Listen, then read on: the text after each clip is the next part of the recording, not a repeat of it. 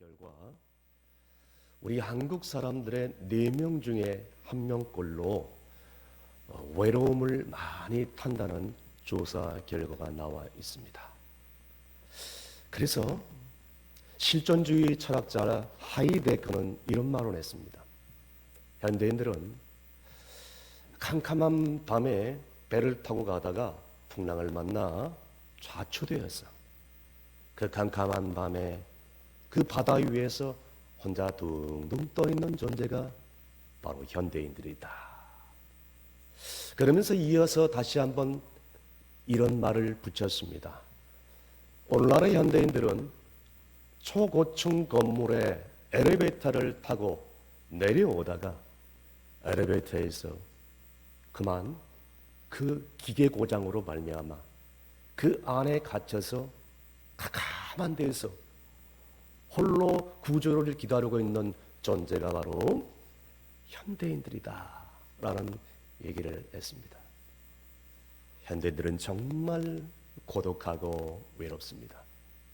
이 암담한 시대를 살아가면서 오늘 본문에 거기에 대한 해답을 제시를 해주고 있습니다. 우리가 잘 알고 있는 선한 사마리아인의 얘기입니다. 어느 날 한 율법 교사가 예수님을 시험하고 자기를 옳게 보이려고 마가복음 11장에 나와 있는 부자 청년과 같은 똑같은 질문을 하게 됩니다. 선생님, 내가 어떻게 해야 영생을 얻으리까? 율법서에는 어떻게 적혀졌느냐? 내 마음을 다하고 목숨을 다하고 뜻을 다하고 정성을 다하여 주 너의 하나님을 사랑하라. 그리고 내 이웃을 내 자신과 같이 사랑하라고 적혀 있더이다. 그럼 그렇게 하면 되지 않겠느냐? 그때 율법 교사가 다시 한번 이어서 질문을 합니다. 내 이웃이 누구이니까? 이 질문을 하면서 오늘 이제 이 사마리아인의 얘기가 시작되고 있는데요. 오늘 이 얘기를 통해서 예수님께서는 선한 사마리아인의 얘기를 들려주면서 이 율법 교사의 질문에 정확한 해답을 제시를 해주고 있습니다. 자, 이야기는 다음과 같습니다. 어떤 사람이 여리고를 갈 때에 강도를 만났습니다. 예루살렘에서 여리고가 가는 그런 길목은 시시때때로 강도가 출몰하는 우범 지역으로서 이 사람도 여행을 하다가 갑작스럽게 강도를 만났는데 강도가 달려들어서 옷을 다 벗기고 그리고 반 죽을 정도로 때려서 눕히고 돈을 다 빼앗고 있는 것을 다 빼앗아 도망가 버립니다. 그렇게 다 죽음 직전에 누워있을 때 이 강도 맞는 사람 옆에 3사람이 지나가게 됩니다. 첫 번째 사람은 제사장이었습니다. 제사장은 그 강도 만난 사람을 보고 그냥 지나쳐 피해버리고 맙니다. 제사장은 레위인 중에서 성별된 그런 아론 제사장으로서 하나님의 제사를 맡은 직분을 맡은 귀한 그런 사람이었습니다. 오늘날에 말하면 목회자나 전도사 같은 성직자일 것입니다. 그런데 어떻게 이 강도 만난 사람을 보살피지 않고 그냥 보고 그 자리를 피어 지나갈 수 있냐는 거예요. 여러분, 여기에는 다 이유가 있습니다. 그때 제사장들은 주로 사두개파로 이루어졌는데 제사장들은 주로 24반열로 이루어져 1년에 2주간만 성전에 있는 예루살렘에 올라가서 봉사를 하게 되어 있습니다. 그래서 이 제사장들은 특별히 자기 몸을 정결을 하게 하는 그런 중요한 위치에 있었기에 오늘 본문에 나와 있는 것처럼 이 죽어서 쓰러져 있는 사람을 발견하고 이게 시신이다 생각하면서 느꼈기에 그냥 보고 지나쳐 버린 것입니다. 자기 몸을 정결하게 하기 위한 제사장으로서 레위기 22장에 보면은 불결한 시체를 적금도 하지 말라는 말씀이 있었기에 이 죽은 시신을 가까이 할 수도 없었고, 심지어는 이 사람들은 자기 부모가 죽었다 할지라도 그 시신을 가까이 하지 못하는 그런 정도로 직분을 가지고 있는 사람들이었습니다.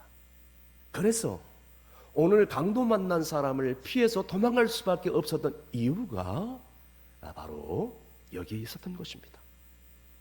그 다음에는 레인이 지나갑니다.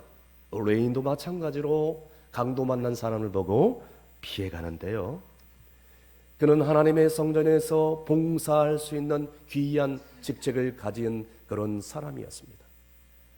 대제사장을 도와서 제사를 돕는 그런 사람이었는데, 이 차량대로 봉사를 하기도 하고요, 진설병 떡을 굽기도 하고요, 분향단에 향을 피우기도 하고요, 그 다음에 성막 휘장을 만드는 그런 일들을 감당해야 했습니다.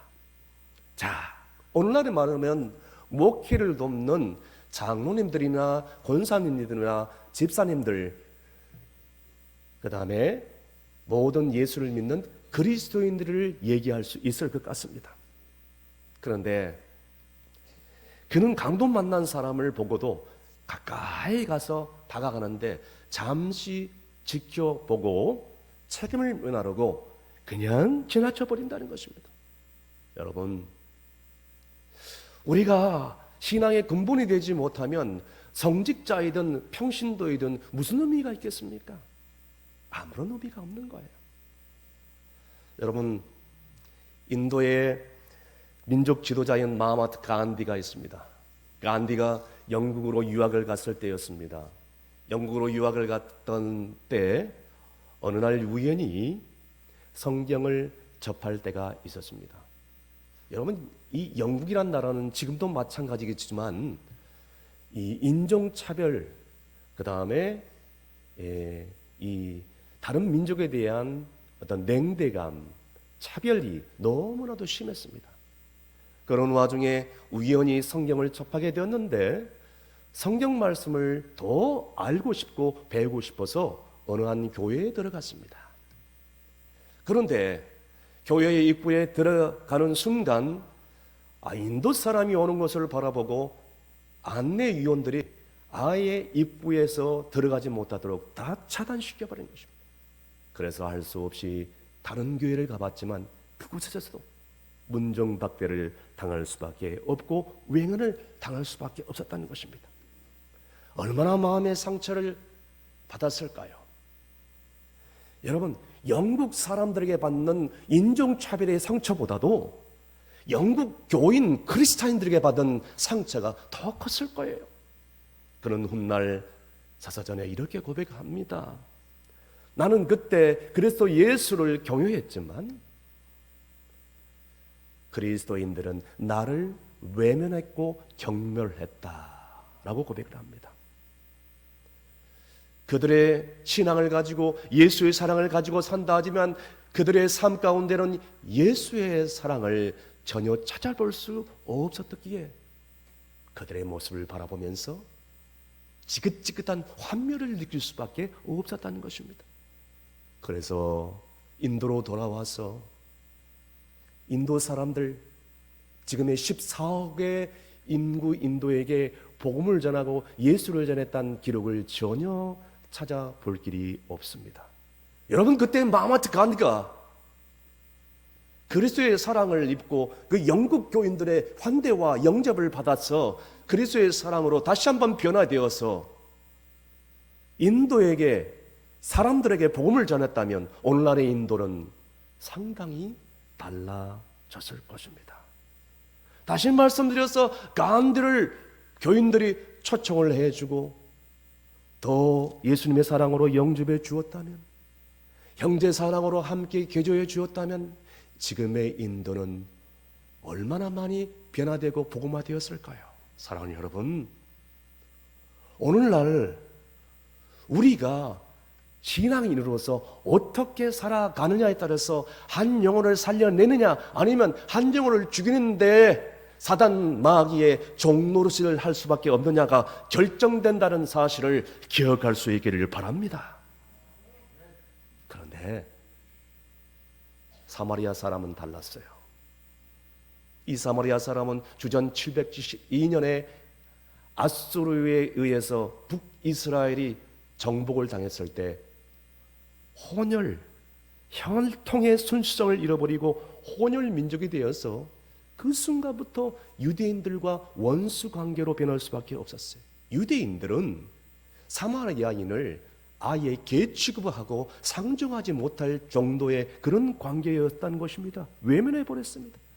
그럼에도 불구하고 그렇게 냉대를 당하고 그렇게 개 취급을 당하고 그렇게 사람 취급을 받지 못한 이 사마리아 사람은 강도 만난 사람을 보고도 그냥 지나치지 않았어요. 여러분, 오늘 이 사마리아 사람들은 고아나 불황자나 외국인 노동자들 같은 그런 사람들을 의미할 것입니다. 그는 강도 만난 사람을 보고 그냥 지나치지 않고 불쌍히 여겨 다가갔다는 것입니다. 여러분, 오늘 총회가 정한 사회봉사주의를 맞이하여서 사마리아 사람이 어떻게 이 강도 만난 사람을 섬길 수 있었는가를 오늘 말씀을 통하여 주님의 음성을 들을 수 있기를 간절히 바랍니다.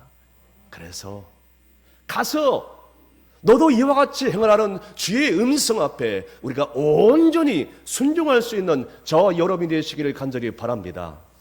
첫 번째는 그를 불쌍히 여겼다는 것이에요. 33절 말씀 다 함께 읽습니다. 어떤 사마리아 사람은 여행하는 중 거기 이르러 그를 보고 불쌍히 여겨. 여러분, 이 사람은 여행하는 중에 강도 만난 사람을 먼저 보고 그냥 피해 달아나지 않았다는 거예요. 불쌍히 여기는 마음을 가졌다는 것입니다. 여러분, 내가 사랑하는 사람을 불쌍히 여기는 것 그리 어려운 일이 아닙니다. 그런데 원수, 나를 힘들게 하고 나에게 상처를 주는 사람을 사랑한다는 거, 불쌍히 여긴다는 거 말같이 쉬운 일이 아닙니다.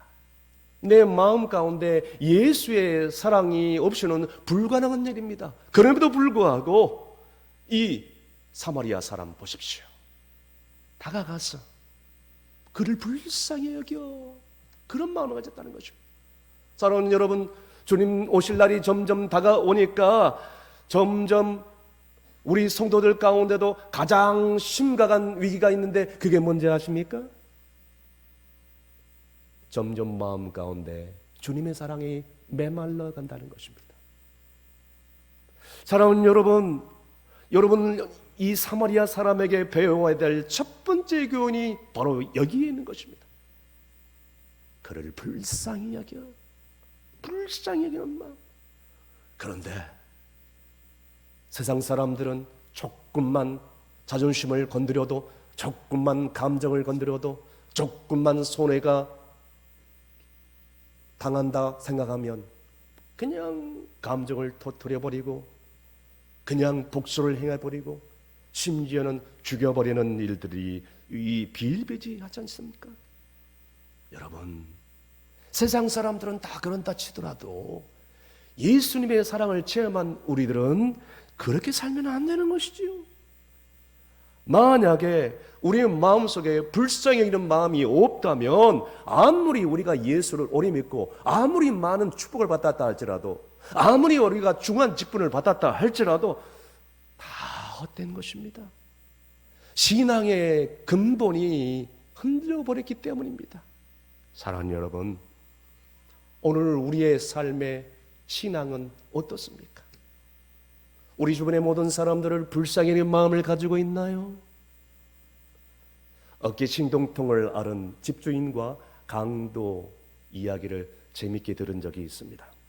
한 강도가 밤중에 집에 들어와서 자고 있는 집주인에게 목에 칼을 들이대고 이렇게 얘기합니다. 꼼짝 말고 손들어.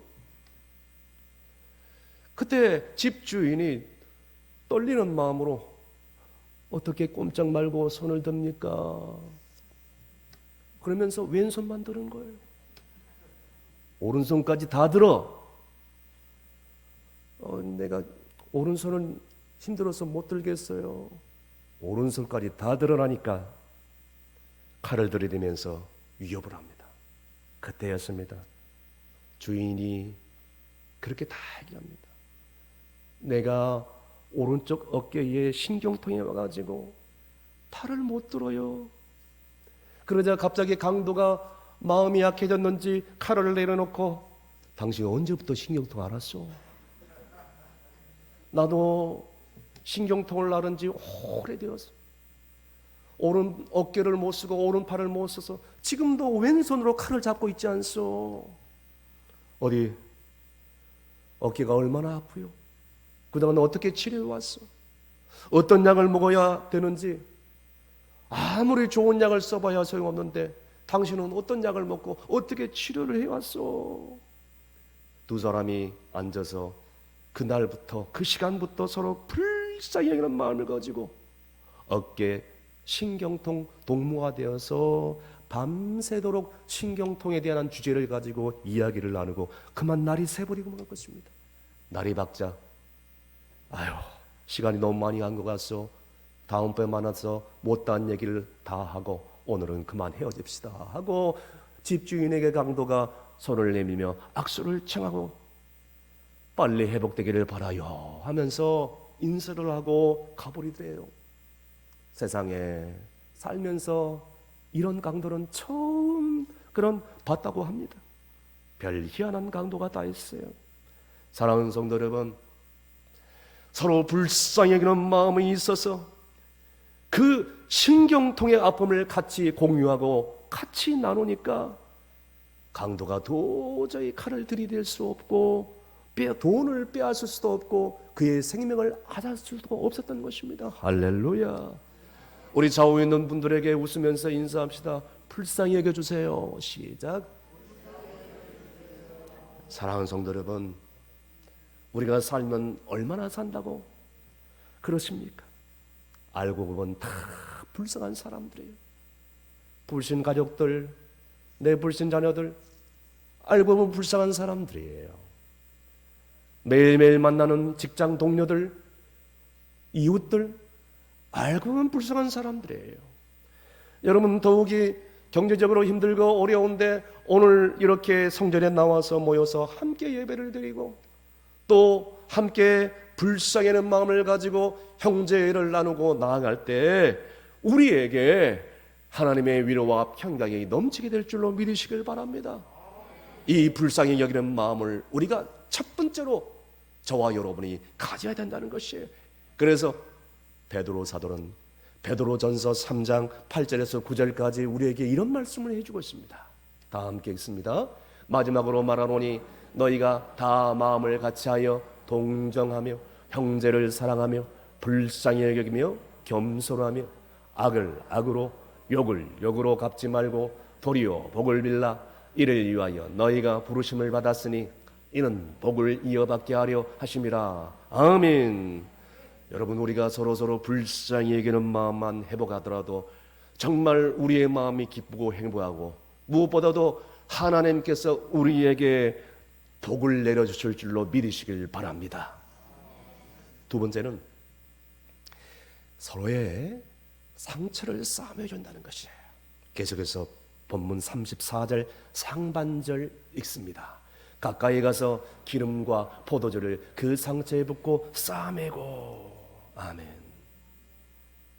이 사마리아 사람은 그를 불쌍히 여기는데 그치지 않고 그의 상처를 싸매줬다라고 말씀하고 있습니다.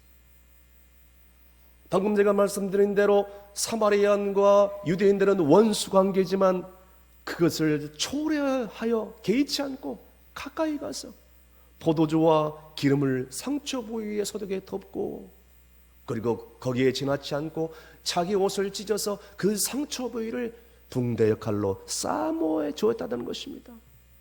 그런데 여기서 짚고 넘어가야 될 것은 이 강도 만난 사람의 입장에서 볼 때에 아니 돈만 빼앗아 도망가면 됐지 왜 이렇게 고통을 다 안겨다 주고 옷을 뺏기고 죽을 정도로 두들겨 패고 내팽겨쳐 버리냐는 거예요.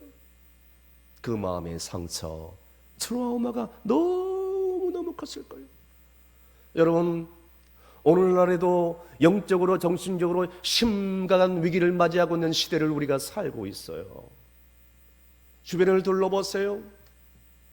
불안장애, 중독증, 성격장애, 우울증, 공황장애 등등으로 이런 것들이 다 터져 나오는 거예요. 세상 사람들은 그렇다 쳐도 교회 안에서도 이런 것들이 다 성격장애들이 막 터져 나와버리는 것이에요. 오늘날 우리 모두는 치유가 절실히 필요한 데를 살고 있습니다. 알고 보면 육체의 치유보다 중요하지만 이 마음의 상처를 치유하는 것이 너무너무 중요한 시대를 살고 있어요. 그래서 솔로몬은 잠언 4장 23절 말씀에 우리 가운데 이렇게 말씀해 주고 있습니다. 다 함께 있습니다. 모든 지킬 만한 것 중에 더욱 내 마음을 지키라. 생명의 근원이 이에서 남으니라. 아멘. 사랑하는 여러분, 오늘 우리 주변에는 육체의 아픔보다도 마음의 상처가 너무너무 커서 눈물 짓고 있는 사람들이 너무너무 많이 있다는 것을 우리가 알아야 돼요. 이제는 지난날의 상처를 서로 치유해 줘야 됩니다. 그래서 우리가 먼저 치유함 받고 우리가 먼저 예수의 사랑을 회복하여서 우리가 먼저 하나님의 사랑으로 충만하여서 우리 주변에 저들을 치유해야 될 사명이 있다는 것을 잊지 마시길 바랍니다. 그럴 때 우리 마음 가운데 천국의 소망으로 감격으로 가득 차게 될 줄로 믿는 여러분이 되시길 바랍니다. 마지막으로 물질도 아끼지 않았다는 것입니다. 34절 하반절에서 35절까지 다 함께 읽습니다. 자기 짐승에 태워 주막으로 데리고 가서 돌보아 주니라. 그 이튿날 그가 주막 주인에게 되려리한 둘을 내어주며 이르되 이 사람을 돌보아 주라. 비용이 더 들면 내게 돌아올 때 갚으리라 하였으니. 아멘. 이 사마리아 사람은 강도 만난 사람을 불쌍히 여기고 상처를 싸매주는 것으로 거기에 그치지 않았습니다. 그를 자기 짐승 나귀 위에 태웠어. 그리고 여관 주막으로 데려가서 이제 여관 주인에게 다 맡깁니다. 그러면서 여관 주인에게 데나리온 둘을 줍니다. 그 당시에 데나리온은 로마 은화폐 단위로서 2개를 줬다는 것은 그 당시에 숙박비 24일분의 숙박비를 미리 계산해서 선불로 지불을 한 것입니다. 그러면서 이어서 사마리아 사람은 여관 주인에게 이렇게 신신당부를 합니다.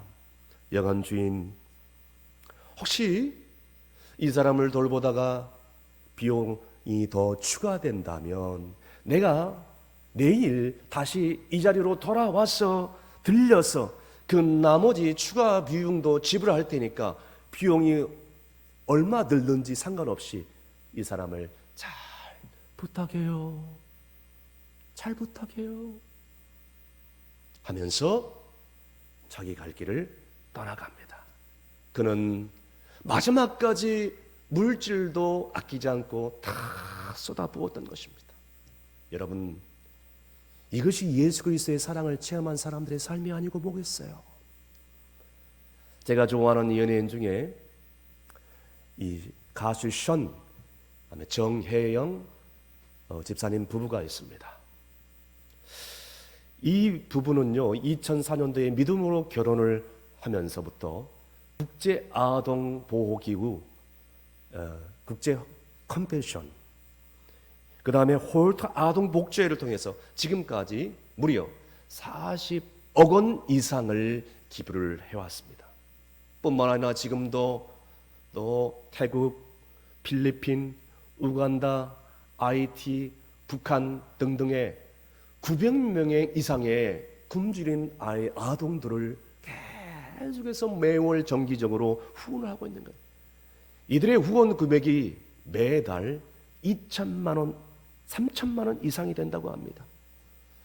결혼한 후 사남매를 키우면서 믿음으로 살면서 단 한 번도 싸운 일이 없이 너무너무 행복하게 살고 있어요.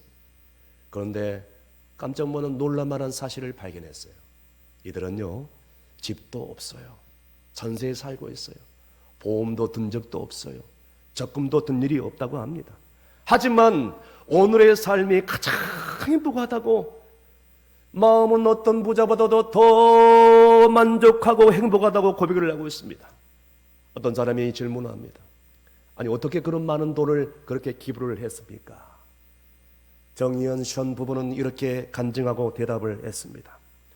여섯 식구가 전저집에 살고 있는데 매일 한 사람씩 10,000원을 모아서 가난한 사람들에게 나누고 베풀고 싶다고 해서 모은 돈이 1년에 지나서 365만 원.